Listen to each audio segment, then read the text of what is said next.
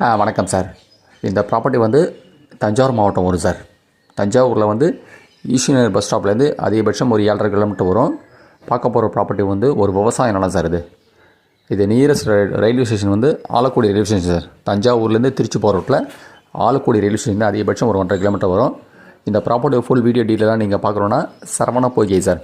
சரவண பொய்கை YouTube channel subscribe பண்ணினா இந்த ப்ராப்பர்ட்டியோட full video details எல்லாம் பார்க்குறேன். நீங்கள் மற்ற எதாவது இனி அதை டீட்டெயில்ஸ்லாம் வேணும்னா என்னோடய வாட்ஸ்அப் நம்பர் வந்து 9487139162க்கு நீங்கள் மெசேஜ் பண்ணலாம். நான் ப்ராப்பர்ட்டிஸ்லாம் ஷேர் பண்ணுறேன் உங்களுக்கு.